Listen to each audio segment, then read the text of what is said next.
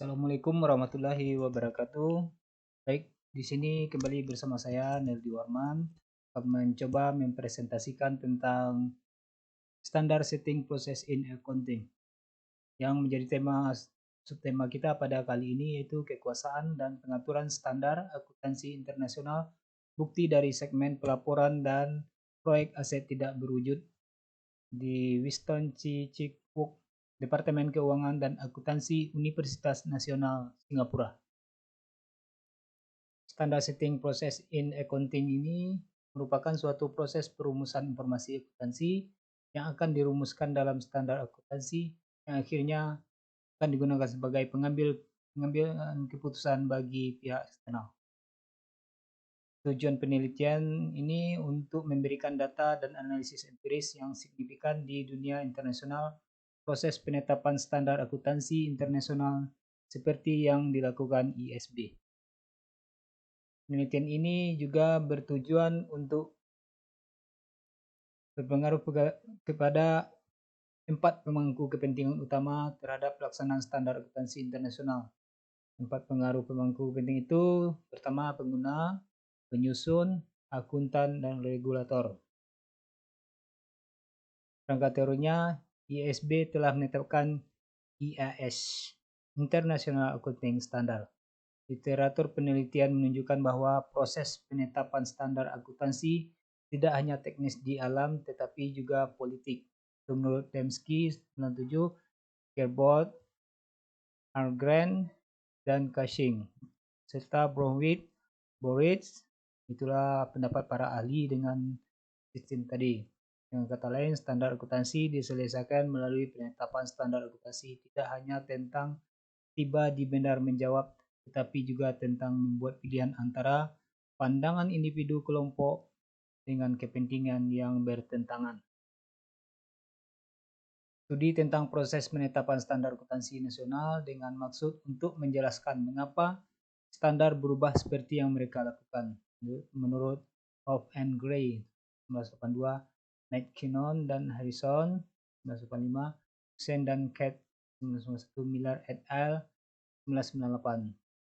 Studi ini menghubungkan hasil dalam standar akuntansi untuk pelaksanaan kekuasaan oleh kepentingan tertentu kelompok, namun belum ada penelitian serupa tentang akuntansi internasional, proses pengaturan standar. Oleh karena itu, penelitian ini mengisi celah dalam literatur dan memang tepat waktu mengingat keberhasilan IASC dan reorganisasi sebagai ISB untuk memeriksa pelaksanaan kekuasaan 2 proyek pengaturan standar pelaporan segmen wujud dan aset tidak berwujud dipelajari secara rinci. Teknik pengumpulan datanya ada 2, melalui wawancara, 2 melalui analisa argumen. Jelas wawancara itu mewawancarai siapa-siapa yang ditunjuk menjadi sumbernya. Untuk analisa argumen kita harus mengambil dokumen-dokumen pelaporan tentang hal yang akan dilakukan analisa tersebut. Objek penelitiannya pengguna standar perusahaan atau firma. Yang kedua, menyusun standar. Bagi penyusun standar itu merupakan suatu objek penelitian juga. Yang ketiga, akuntannya. Yang keempat, regulator. Itu penggunanya. Metode penelitiannya, penelitian ini dilakukan dengan yang pertama melalui pendekatan kuantitatif dan eksperimental.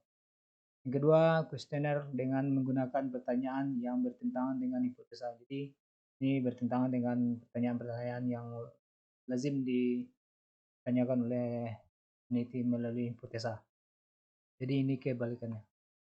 Proyek IASC yang akan menjadi bahan analisa, pertama segmen pelaporan, yang kedua aset tidak berwujud. Ini 2 yang akan diteliti dalam proyek ini. Kedua dari proyek ini merupakan bagian dari inti program kerja standar yang disepakati antara IASC dan IOSCO. Pertanyaan itu ada 11 pertanyaan. Ini dapat kita lihat Salah satunya apa masalah utama dalam setiap proyek, apa hasil masalah utama ini, apa preferensi aktor eksternalnya, dan masih banyak lagi. Itu ada 11 pertanyaan hingga proyek dimulai. Itu pun ada yang dipertanyakan dalam pertanyaan kuesioner ini. Dalam analisa data ini, apakah internal berubah pikiran selama program berlangsung? Jika iya, kapan dan mengapa? Dan banyak pertanyaannya, ada 11 ini yang kita rangkum dalam penelitian kali ini. Sama-sama bisa kita lihat dan kita baca. Jumlah dan syarat peserta penelitian ini menjadi faktor penting dalam penelitian ini. Daftar diperoleh dari IESC menunjukkan sekitar 50 nama perwakilan yang berlokasi di berbagai belahan dunia. Ya, 50 nama perwakilan tapi diambil dari di semua belahan dunia.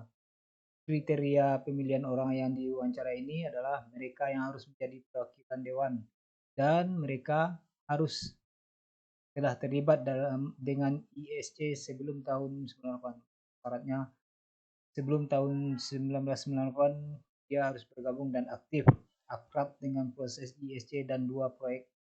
Lebih jauh, orang lain juga kaya informasi terkait dengan tujuan penelitian seperti staf ISC yang aktif dengan rapat Dewan ISC atau bertanggung jawab terhadap 2 proyek tersebut.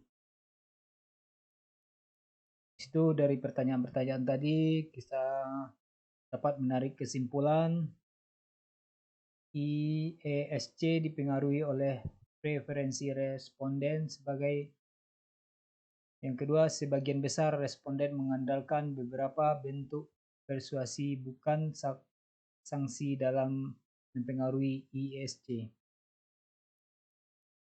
Preferensi kelompok pemangku kepentingan seperti pengguna dan para pembuat mempengaruhi proyek pelaporan segmen.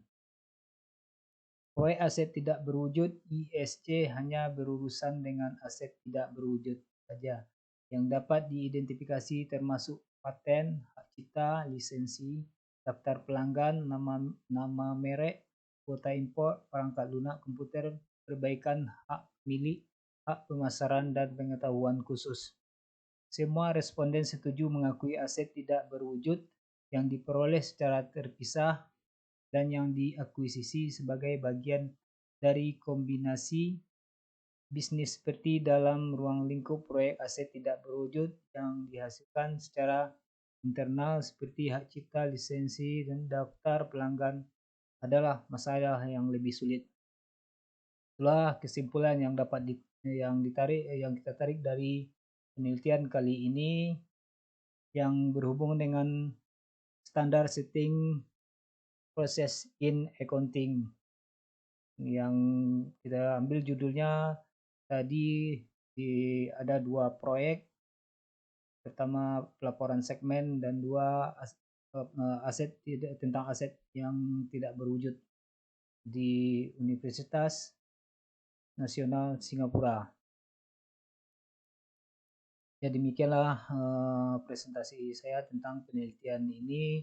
Semoga ada manfaatnya dan bisa kita jadikan acuan untuk penelitian-penelitian berikutnya. Demikian dari saya, banyak maaf. Mungkin ada kesalahan dalam saya berpresentasi ini. Saya minta dikoreksi dan diluruskan kembali. Akhir kata dari saya, Assalamualaikum warahmatullahi wabarakatuh.